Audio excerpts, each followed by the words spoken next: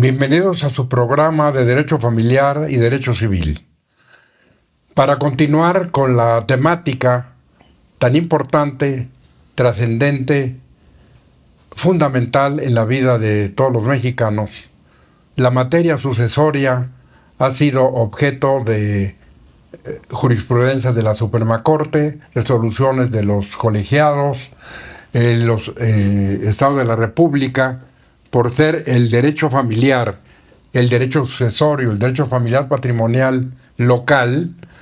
Siempre es importante reiterar que hay 32 formas de otorgar un testamento, dependiendo de la clase del que estemos hablando, que hay normas del Código Civil Federal en derecho familiar que podemos categóricamente afirmar que en ningún estado de la República se aplican porque no existe el el derecho familiar federal.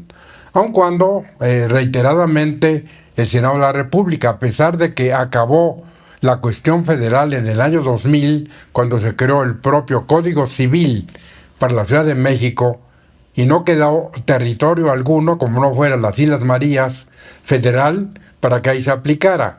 Pero el reto, la cuestión, sobre todo porque vemos que personas nos escuchan, compañeros nuestros, abogados, miembros de instituciones, de colegios, obras, etcétera, que en muchos casos no se acepta que todas estas normas son de orden público e interés social, que el derecho familiar federal no existe, si bien ahora tenemos un Código Nacional que se llama de Procedimientos Civiles y Familiares, que es muy importante entender que es cómo se van a hacer las cuestiones procesales, los juicios particulares, universales, etcétera, pero con grandes fallas. Por ejemplo, en la Ciudad de México tenemos ya una aplicación de un Código Nacional de Procedimientos Civiles y Familiares y carecemos de un Código Familiar.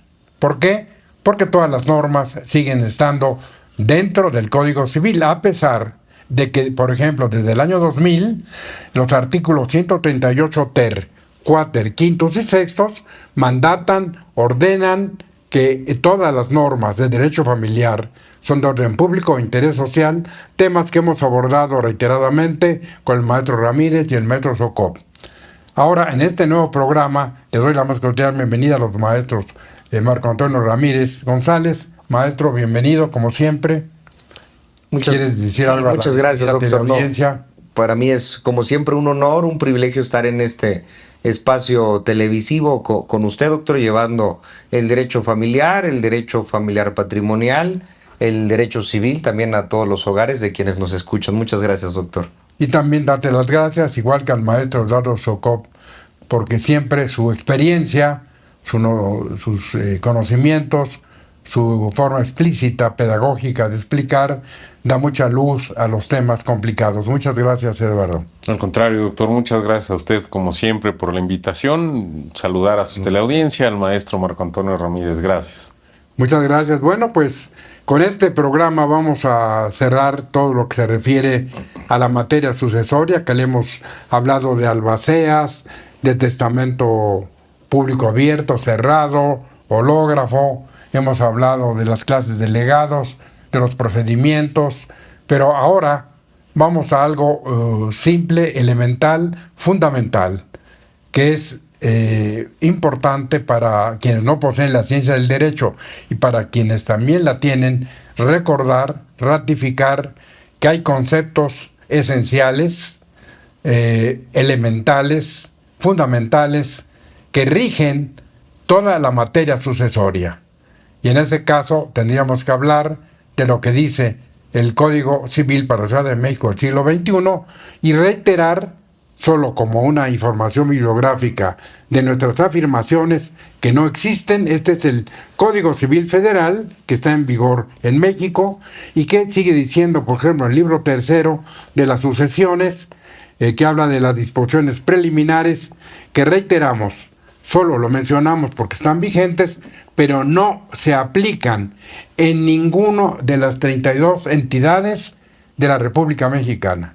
Dicho esto, vamos ahora a entrar a la materia pidiéndole al maestro Marco Antonio Ramírez González que nos haga una visión panorámica de estas disposiciones preliminares que en realidad son esenciales para entender, para saber, para valorar todo lo que se refiere a la materia sucesoria, testamentaria, legítima, legados y todo lo que hemos hablado, Marco Antonio. Sí, claro, gracias, doctor.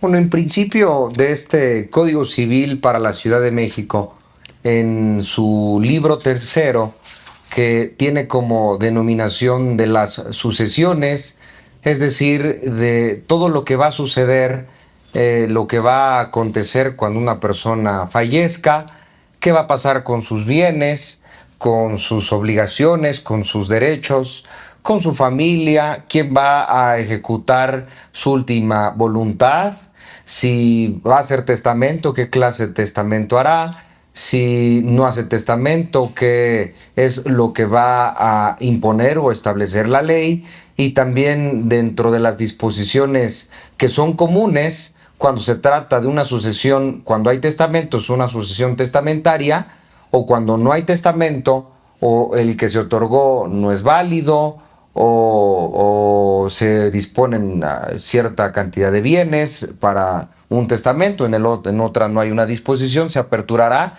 lo que se conoce como la sucesión legítima, donde el orden de la ley va a marcar quiénes van a ser herederos por el orden público y el interés social. También habrá disposiciones, como dije, comunes, la adjudicación, la partición de los bienes, etcétera. Es decir, siendo de manera muy amplia todo lo que va a corresponder a la materia sucesoria. Pero para empezar, en este tercer libro, el Código Civil, la norma nos habla de principios, ya lo decía el doctor, de principios que son en esencia los que siempre permanecerán en toda esta materia, que corresponden a los primeros 10, 12 artículos de esta materia. Incluso, como decía el doctor, tiene al principio de este tercer libro las disposiciones preliminares que se van a atender forzosamente a todos los temas que versen sobre la muerte de una persona, sobre la transmisión de sus bienes, que tendrá por nombre herencia. Cuando hablemos, por ejemplo, de herederos, ¿qué es un heredero? De un legatario, ¿qué es un legatario? ¿Cómo vamos a diferenciar un heredero de un legatario? Una sucesión, como decía, testamentaria de la intestamentaria. ¿Qué responsabilidad tendrá un heredero si acepta la herencia? ¿Qué responsabilidad tendrá respecto de la herencia, diferenciando ya herederos y legatarios? Un legatario, ¿qué va a suceder, por ejemplo, también si el autor de la sucesión, es decir, quien otorga su testamento, por ejemplo, muere, perece en el mismo accidente con los herederos con quienes iban a recibir esa herencia, que tendrán una particularidad muy importante en estos principios? También, en función de los principios, al momento de la muerte del autor de la sucesión, usted como heredero, ¿qué tendrá? Tendrán los bienes, tendrá un derecho, tendrá un deber, tendrá una facultad respecto de esa masa hereditaria, va a corresponder también a estos principios. Y también prácticamente uno de los últimos principios que corresponden a estas partes esenciales es que si usted, por ejemplo, al momento de la muerte del testador quiere recibir la herencia, tendrá un derecho a recibir la herencia, pero no quiere problemas, la quiere vender. La pregunta es si puede venderla y quién tiene un derecho de preferencia para poder comprar ese derecho hereditario, y lo que va a establecer la ley en todos estos principios, doctor. Bueno, nomás escuchar al maestro Ramírez es bastante complicado desde el punto de vista de que son los artículos del 1281 al 1294, fijarse bien, distinguida teleaudiencia, que en estos artículos está toda la esencia de una sucesión legítima, testamentaria, las condiciones de lo que hemos hablado antes. Entonces, en esta materia es muy importante, aunque se les llama como disposiciones preliminares, porque van a ser las que van a determinar toda esta materia sucesoria, legítima, testamentaria, etcétera. Entonces, ahora el maestro Sokop seguramente nos va a dar alguna ilustración ya específica, entrando a cada uno de estos, decir qué es la herencia, de qué se compone, si es cierto que el heredero, cuando muere el testador, ya entra a ser el dueño de los bienes, o si solamente adquiere un derecho, y para cuándo y qué va a pasar, porque son artículos muy simples, pero son complejos en realidad.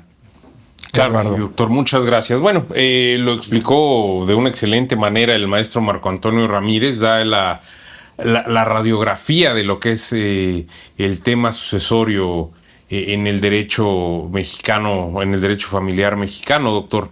Y aquí, como bien lo señala también usted, justamente nos va dando las definiciones, nos va dando a entender cada uno de estos artículos del 1281 al 1294, qué tipo de instituciones son las que debemos considerar en las herencias. Y como bien lo manifestaba además, iniciamos este capítulo con la definición justamente de lo que es una herencia. Es decir, para efectos legales, ¿qué es lo que la ley entiende por herencia?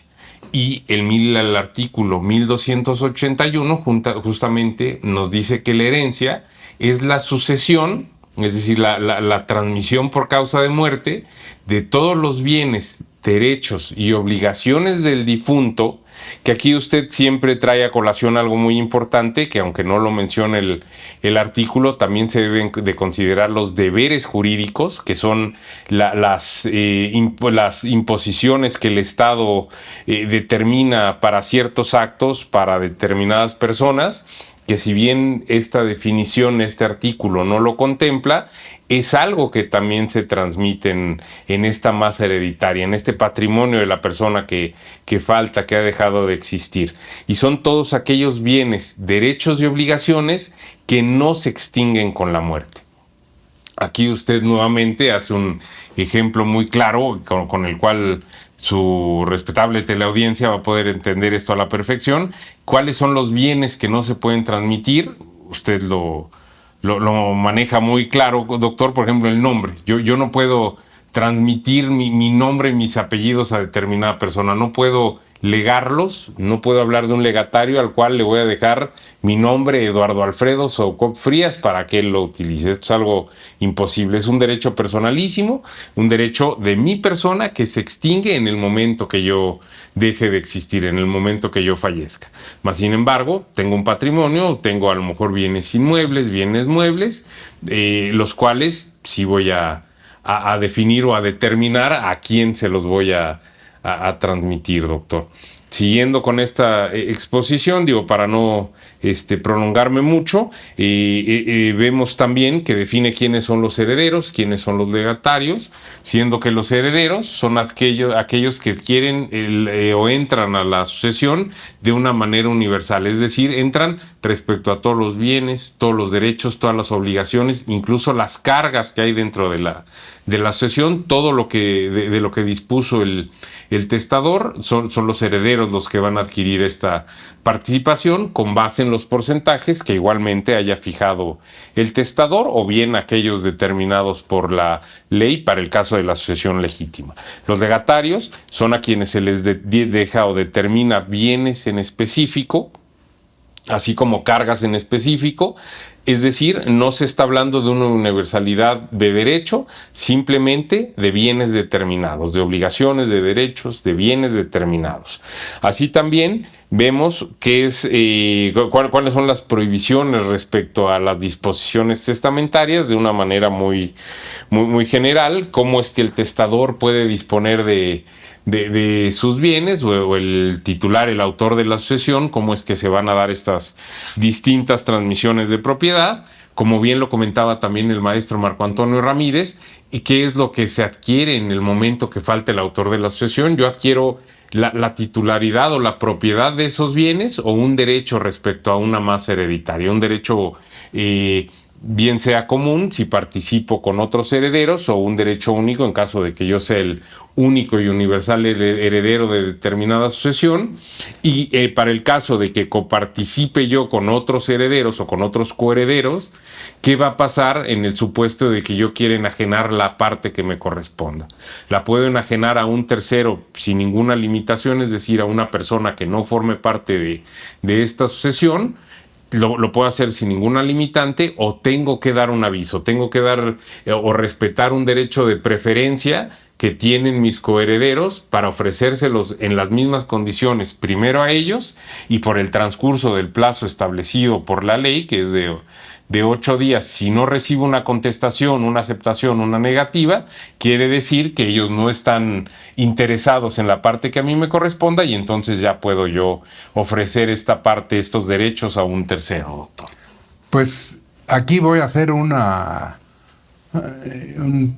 paréntesis muy importante, histórico, jurídico, para que nuevas generaciones, o algunas que no lo sean tanto, tengan conciencia, tengan el conocimiento de qué ocurrió con estas normas que copiamos textualmente del Código Napoleón o Código Civil de los franceses de 1804.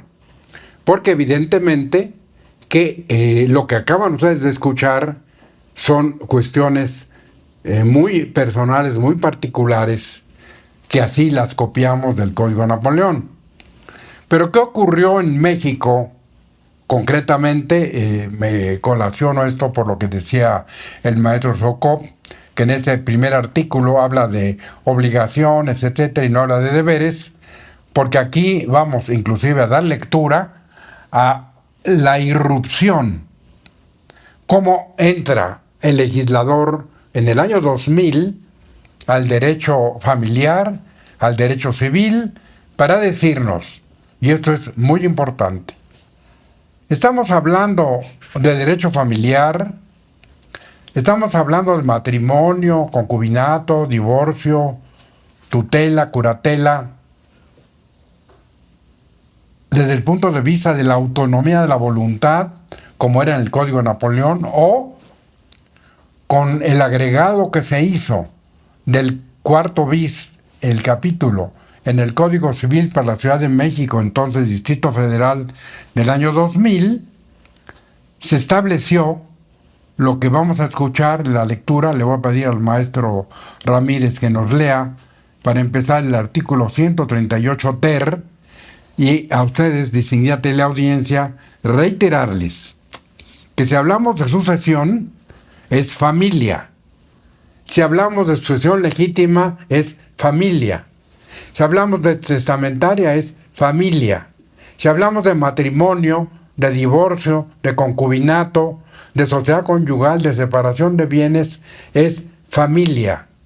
En consecuencia, si la norma ordena y no discute, ¿qué es lo que el legislador del año 2000, y en el caso concreto, tengo que hablar de mi persona, porque yo fui miembro importante desde el punto de vista de la tarea que me dieron en el año 2000 para esta materia? Incluso reitero como una remembranza que el presidente de la Asamblea Legislativa en el año 2000 era el doctor en Derecho, ahora Martí Bates Guadarrama, y precisamente en la relación con él es que nosotros tuvimos una participación importante. Y agregamos en todo esto estas cuestiones de orden público y de los deberes. Entonces, le voy a pedir al maestro Ramírez que lo lea, y lo vamos a vincular nuevamente a lo que decía el maestro Sokop, porque todo el derecho familiar patrimonial es de orden público e interés social en México. Esto es fundamental, porque si habláramos del derecho familiar en Estados Unidos, sería otra la naturaleza jurídica, o lo mismo en Europa. Maestro Ramírez. Sí, doctor. Y aquí en como lo menciona en el Código Civil para la Ciudad de México del siglo XXI, en el año 2000 se agrega este título cuarto que se denomina de la familia, y en su capítulo único comienza con el artículo 138 ter, que a la letra expresa: las disposiciones que se refieran a la familia son de orden público e interés social. Un momentito. Ustedes pueden hacer el papel de abogado del diablo y decir, familia, ¿qué es familia? Familia de 10, donde perecieron 9 y queda uno. ¿Ese es el señor Pérez o es el señor que integra la familia Pérez? ¿Qué pasa cuando el matrimonio se declara nulo y resulta que ya surtió antes efectos jurídicos y que hubo hijos? ¿Existe o no existe? ¿Qué pasa con el que se casa no una, sino 3 o 4 veces y los matrimonios están produciendo efectos jurídicos? ¿Pero qué se hace con los hijos? No, ya no existen. Pues sería aplicando la teoría tripartita de las nulidades del Código Napoleón, que hablaba de la inexistencia de la nulidad absoluta y relativa. Pero hemos nosotros desarrollado los trabajos para demostrar que la inexistencia civil o familiar es un hecho jurídico que produce consecuencias de derecho con o contra la voluntad del que expresa ese hecho jurídico.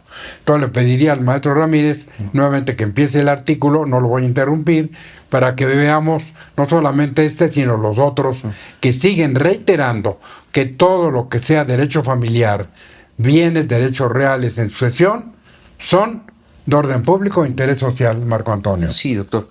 E insistimos, este artículo 138 ter expresa que las disposiciones que se refieran a la familia son de orden público e interés social y tienen por objeto proteger su organización y el desarrollo integral de sus miembros basados en el respeto a su dignidad. ¿El que sigue? Sí, el artículo 138 quater ordena lo siguiente: las relaciones jurídicas familiares constituyen el... Nada más hasta ahí. Fijarse bien que esto es algo revolucionario. Se dice en la ley, nosotros participamos en la elaboración de estas normas, las relaciones jurídicas. O sea, usted que nos hace el favor de escucharnos debe estar consciente que respecto a sus hijos recién nacidos, niños, adolescentes, jóvenes, segunda, primera, tercera edad, todo esto son relaciones jurídicas. Hay las relaciones espirituales, morales, pero son relaciones jurídicas. Significa que si usted tiene un hijo, tiene deberes frente a ese hijo, que también en su momento el hijo va a tener que corresponder, también va a tener deberes, derechos y obligaciones. Pero esto es importante insistir porque la tradición nos ha enseñado que todo el derecho familiar era, en el tiempo pasado, derecho civil, derecho privado, derecho fincado en la autonomía de la voluntad. En esta casa se hace lo que yo ordeno. Bueno, esto se llevó a tales extremos que las viejas cortes decían que en el matrimonio, por ejemplo, había, cuando se casaba el siglo pasado, la señora tenía una deuda carnal, se le llamaba el débito carnal. Es decir, metafóricamente, cuando el esposo decía, esposa, vieja, como le llame, hoy toca, bueno, nada más esto tuvo que ser revolucionario en la misma Suprema Corte, y en una emisión que dieron para decir, no, un momentito, en el matrimonio se tiene que proteger la libertad sexual, la libertad para determinar en qué tiempo, cuándo y cómo se tienen esas relaciones. No es nada más de que es el débito carnal, lo que eso, bueno, pues ya quedó en la obsolescencia. Hoy, inclusive las normas señalan que puede haber, y esto es muy importante, no entramos al derecho penal familiar, una violación entre cónyuges. Inclusive se hablaba de la violación impropia, pero siempre en esos términos. Pero no voy a desviar, voy a seguir con lo que dice el mismo código para que quede muy claro que todas las normas de derecho familiar son de orden público e interés social. Maestro Ramírez, lo que sigue, por favor. Insistimos en este artículo 138 quater, que ordena en función de lo siguiente: las relaciones jurídicas familiares constituyen el conjunto de deberes, derechos y obligaciones de las personas integrantes de la familia. Del artículo 100. No más de saber, Miguel, Eduardo, sería bueno aquí que tú intervengas para reiterar la naturaleza jurídica del deber y cómo en derecho familiar, pues no te queda más que o sí o sí. Claro que sí, doctor. Y esto, con mucho gusto, es justamente una de las cosas que da una claridad respecto a la división y la autonomía del derecho familiar respecto al derecho civil. Porque como usted bien lo menciona, en el derecho civil lo que reina es la voluntad de las partes. Yo puedo, con algunas reservas o algunas restricciones, pero yo puedo estipular, yo puedo pactar, yo puedo ponerme de acuerdo con una contraparte respecto de determinada negociación sin mayores limitantes que las que nosotros pudiéramos establecer, y obviamente que éstas no fueran contrarias a lo que dice la norma.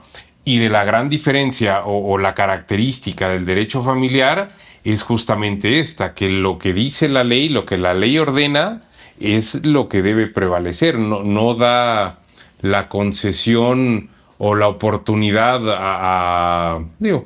para aterrizarlo a un caso concreto, a los cónyuges, al matrimonio, para que esto es un ejemplo que usted muy claro lo expone, doctor, para estipular que, bueno, nos vamos a casar durante 2 años y al tercero ya vamos a volver a ser solteros. Yo no puedo sujetar el acto jurídico del matrimonio a determinado plazo, aunque mi cónyuge esté de acuerdo. Esto es algo que la ley no lo permite, y aquí es justamente donde entran estos deberes. Yo cambio mi estado civil de soltero a casado, y bueno, esto conlleva determinados deberes, que yo tengo que proporcionar alimentos a mi pareja, el régimen patrimonial al cual haya sujeto mi matrimonio, que es algo que aún en contra de mi voluntad, hablando de la sociedad conyugal, si yo adquiero bienes durante el matrimonio, pues bueno, estos bienes en automático un porcentaje le corresponde a mi cónyuge, que puede ser el 50% en caso de que se hayan celebrado capitulaciones matrimoniales, un porcentaje menor, o un porcentaje inclusive mayor, ¿no? Entonces esto es algo irrenunciable, y aquí es justamente donde encontramos la naturaleza jurídica de los deberes, ¿no? Que son determinaciones impuestas por el Estado, es decir, yo no puedo convalidarlas, modificarlas, ya están determinadas por el Estado a través de una norma, a través de la ley, y esto es lo que se tiene que cumplir. A diferencia, nuevamente, de la materia civil, en la que la voluntad de las partes muchas veces puede dar o da la forma legal o la moldura legal a determinada transacción entre partes, doctor. Muy claro.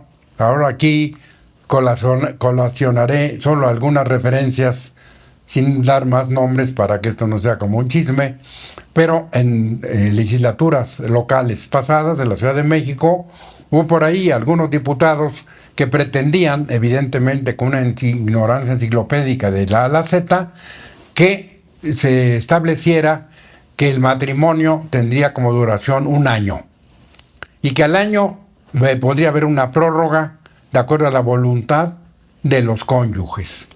De por sí, esto ha sufrido tales cuestiones que muchos dicen que es suficiente la voluntad en el divorcio incausado para divorciarse, y están equivocados, porque aún el divorcio sin causa que está en el Código Civil de la Ciudad de México no se puede celebrar si no interviene la autoridad.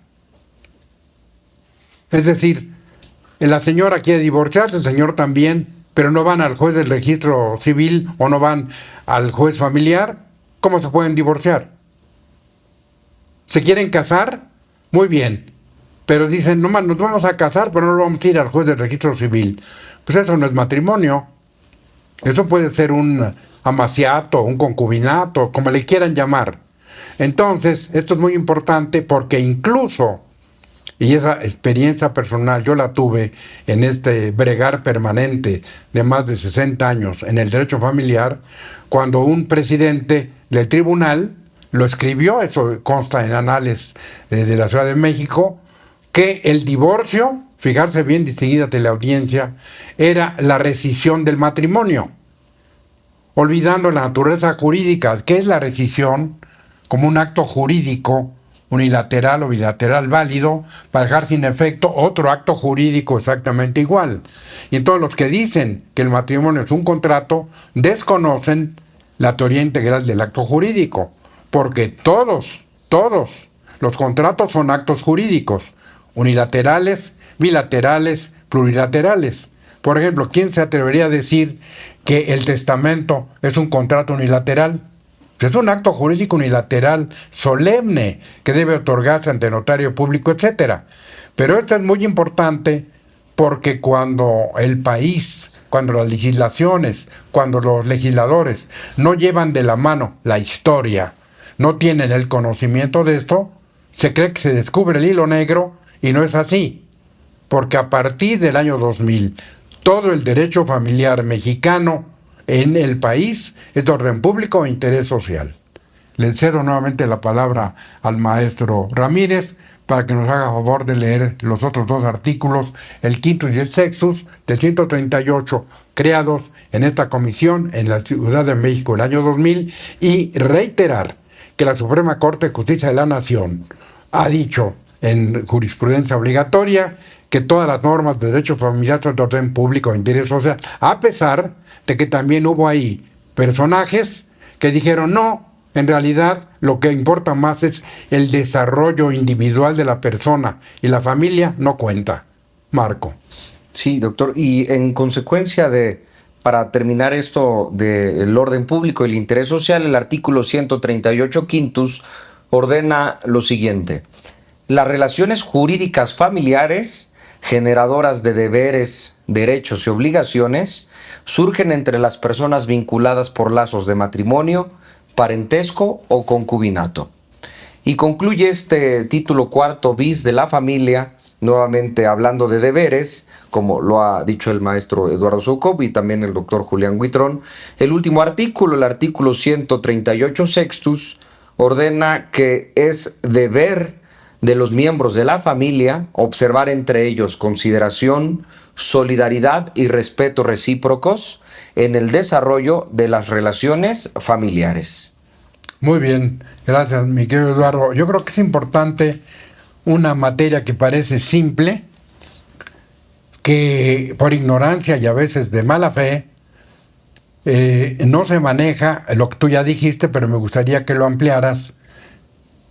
¿En qué consiste el derecho de los herederos cuando muere el testador para entrarle y meter las manos a la herencia? ¿Son los dueños? ¿O qué ocurre? ¿Qué es lo que dice la ley en ese sentido? ¿O qué es lo que tú nos puedes transmitir? Claro que sí, doctor, gracias. Bueno, como bien lo menciona usted y el maestro Marco Antonio Ramírez, en el momento que un heredero, sea testamentario o por sucesión legítima, entra a la sucesión después de la muerte del autor de la sucesión, lo que adquiere es un derecho a la masa hereditaria, es decir, a la totalidad. Y lo que hemos comentado, lo que se ha comentado en programas anteriores también, que aquí es muy importante. ¿Por qué? Porque justamente, como se ha expuesto, la sucesión o el trámite de la apertura de la sucesión consta de 4 partes muy importantes. La denuncia, es decir, hacerle saber a la autoridad o a un notario público la falta del autor de la sucesión. La sección del inventario y los avalúos, que es posterior a esta primera sección que se aperturó, en donde ya se aterriza o se sabe cuáles son los bienes, los derechos, los deberes, las cargas, los gravámenes que están dentro de esta sucesión testamentario legítima. Posteriormente esta tercera sección, que es de la administración, que es en donde se pagan las deudas, las cargas, es decir, se libera de alguna manera el excedente de la sucesión, para que entonces lleguemos a la cuarta sección, que es la sección de la división o la adjudicación, que es donde se reparten los bienes de la herencia. Es donde los herederos, los legatarios, adquieren la propiedad ya de cada uno de los bienes. Háblese de bienes muebles, de bienes inmuebles, de determinados derechos de los que el testador o el autor de la sucesión era titular. Entonces, reiteramos que lo que se adquiere en un principio, es decir, al momento en el que muere el autor de la sucesión, es un derecho respecto a la masa hereditaria. Simplemente un derecho. Todavía no sé o no puedo aterrizar en qué consiste ese derecho. Y aquí traemos a colación lo que comentaba en el programa anterior el maestro Marco Antonio Ramírez, que es algo muy importante, que uno puede renunciar a la herencia si esta herencia, las deudas o los pasivos superan a los activos. Es decir, si hay más deudas que bienes dentro de la sucesión, yo puedo renunciar a esta herencia. Entonces, justamente, y nuevamente reiteramos, que lo que se adquiere por causa de muerte son derechos respecto a la sucesión, a la masa hereditaria de determinada persona, y a través o agotando estos 4 pasos es que uno llega entonces ya como propietario de determinados bienes, doctor. Muy bien, muy claro. En ese sentido, Marco Antonio Ramírez, sería importante glosar, reiterar a la distinguida de la audiencia que ese derecho, que es a la masa hereditaria, dependiendo si eres heredero universal o a título particular, incluso en un momento dado legatario, ¿qué puedes hacer tú con ese derecho? ¿Lo puedes vender? ¿Qué puedes hacer con él, por ejemplo? Sí, en efecto dice la ley de forma muy clara, reiterando lo que dice el maestro Eduardo Soukup, que al momento de la muerte del autor de la sucesión, los herederos adquieren un derecho sobre la masa hereditaria. Reitero lo que dijo el maestro Eduardo Soukup de forma muy clara: no adquieren los bienes por lo pronto, adquiere un derecho sobre la masa hereditaria. Y en un supuesto de lo que establece frente a ese derecho, la ley también complementa que el heredero, respecto de su derecho a la masa hereditaria, podrá disponer de él, es decir, lo puede vender, puede hacer lo que considere en función de un contrato de compraventa, puede incluso también enajenarlo, si es el caso, transmitirlo, pero puede disponer, ojo, no de los bienes, sino de ese derecho que tiene sobre la masa hereditaria, doctor. Aquí sería bueno, maestro Ramírez, sobre todo porque es un artículo complejo, darle lectura a este precepto, y sobre la marcha ir explicando tanto Eduardo como yo sobre si se puede lograr el derecho del tanto, que va a ser una figura que surge en la copropiedad, en los derechos reales, pero que es llevada a la materia sucesoria.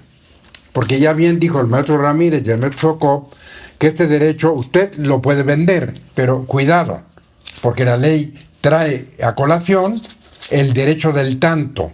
Entonces habría que explicar, tú, Marco o Eduardo, qué es el derecho del tanto. En general, que esos mismos 8 días se llevan a la materia sucesoria para que esa compraventa del derecho a la herencia surta todos sus efectos jurídicos. Sí, doctor. Y digo, complementando esta parte e insistiendo que este heredero, dice la ley en el 1289, cada heredero puede disponer del derecho que tiene a la masa hereditaria, pero no puede disponer de las cosas que forman la sucesión. Es decir, que cada heredero, insistimos, puede disponer, puede vender de su derecho conforme a la masa hereditaria. En un supuesto, por ejemplo, que sean 5 herederos, y se tiene que dividir la herencia en 5 partes iguales, 1/5 parte por cada uno de los 5. Uno de los herederos tiene el derecho de poder vender su derecho o la 1/5 parte su derecho hereditario, que va a corresponder a esta 1/5 parte. Pero la ley nos va a establecer, como dice usted, doctor, en un artículo extenso que vamos a explicar también, que este heredero deberá de preferir a los otros coherederos en la venta de su derecho hereditario. porque los coherederos gozan de un derecho que también se ve en la copropiedad, como usted ha dicho, doctor. Los herederos o los coherederos gozan de un derecho preferencial, un derecho de que se les prefiera. Gozan del derecho de preferencia del tanto si alguno de los otros coherederos quisieran vender su derecho hereditario. Y la ley nos habla de las bases, de prácticamente incluso los requisitos del tiempo también que debe cumplir para satisfacer este derecho preferencial, que es el derecho de preferencia del tanto que gozan los coherederos para en un momento dado comprar. Aquí hay que aclarar esa palabra porque se reitera mucho, pero para que la distinguida de la audiencia sepa bien qué significa tanto. Porque ya lo damos por sabido, el derecho del tanto, ¿y qué es el derecho del tanto? ¿Qué quiere decir tanto respecto al copropietario? Bueno, tendrá este derecho de preferencia respecto de la porción específica del heredero que quiera transmitir la parte de su derecho hereditario. En el caso que exponemos, en este ejemplo, el tanto correspondería, en el supuesto que expresamos, su quinta parte, considerando que pudieran ser 5 coherederos, doctor. Y en el artículo 1292 empieza la ley a ordenar lo siguiente. El heredero de parte de los bienes que quiera vender a un extraño su derecho hereditario, porque puede disponer de su derecho hereditario, debe, esta palabra es muy importante apelando a lo que habíamos considerado con antelación de los deberes jurídicos, porque es una carga impuesta unilateralmente por la ley. La ley forzosamente ordena, la ley le impone a ese coheredero que quiera vender que debe notificar a sus coherederos por medio de notario, judicialmente o por medio de 2 testigos, las bases o condiciones en que se ha concertado la venta, a fin de que aquellos, dice la norma, dentro del término de 8 días, hagan uso del derecho del tanto. La ley ya nos está hablando que el coheredero que quiera disponer de ese derecho hereditario debe, esto es muy importante, notificar a sus coherederos, ya sea a través de un juez, judicialmente, a través de un notario. La ley habla también a través incluso de 2 testigos, para que, como gozan de su derecho de preferencia del tanto, hagan uso de ellos. Dentro de un término, la ley nos establece bajo el término de 8 días. No sé si quiera seguir, maestro. Sí, termina el artículo. Para que dentro del término de 8 días hagan uso del derecho del tanto. Si los herederos hacen uso de ese derecho, el vendedor está obligado, es decir, el coheredero que dispuso de ese derecho hereditario, a consumar la venta a su favor conforme a las bases concertadas, conforme al precio, por ejemplo, que haya determinado. Por el solo lapso de los 8 días, se pierde el derecho del tanto. En el caso de haber hecho la notificación como corresponde, los otros coherederos tienen solo 8 días para notificar que en efecto quieren comprar ese derecho, que el hereditario que se está vendiendo. Pasan los 8 días, su derecho de preferencia se vende y en se pierde, y en consecuencia ese coheredero que quiso disponer de su porción, de su derecho hereditario, podrá vender a algún extraño respecto de la masa hereditaria. Si la venta se hace omitiéndose la notificación prescrita, en este artículo, dice la ley, será nula. La ley no nos califica de qué tipo de nulidad, pero cuando estamos en presencia del incumplimiento de un deber jurídico que impone la ley, estamos en presencia, doctor, de una nulidad absoluta. No existe la rectificación, la confirmación, sino que es una nulidad absoluta porque estamos contraviniendo un deber jurídico como lo estamos expresando, doctor.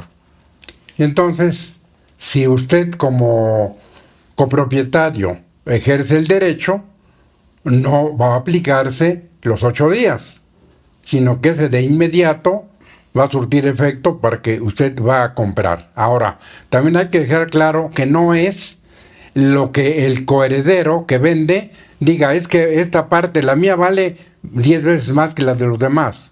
tiene que ser un precio justo, un precio de peritos, un precio que esté común en el comercio y no solamente pretender abusar con él. Entonces, como vemos, este derecho a vender, ese derecho a la herencia, puede ser muy importante, quitarle conflictos al que va en esto. Un derecho que valga X cantidad, te lo puede vender en una cantidad menor, pero para nosotros, desde el punto de vista de la materia sucesoria, legítima, testamentaria y todo lo que hemos reiterado, es muy importante ratificando que todas las normas de derecho familiar, familiar patrimonial o sucesorio hereditario, todas son de orden público e interés social. Con esto vamos a dar por terminado el programa. No sé si quisieras decir algo más, o una despedida de este Marco, para que después lo haga el maestro. Sí, gracias, doctor. Bueno, pues en realidad el interés tanto del doctor Julián Huitrón como del maestro Eduardo Soukup, que lo platicamos siempre antes de comenzar estos programas, es llevar a todos ustedes una materia muy complicada, pero a su vez también muy necesaria, con una simpleza, con estos conocimientos digeridos, porque pues el derecho sucesorio, denominado por usted, doctor, derecho familiar patrimonial, considera, protege pues parte de, como lo decía ya usted, doctor, de las relaciones familiares y también de lo que va a ser muy importante para usted, ese patrimonio que amasó en vida, qué va a hacer con él cuando usted se muera, y por supuesto será en beneficio de su núcleo familiar. Por eso son programas dirigidos especialmente para quienes tengan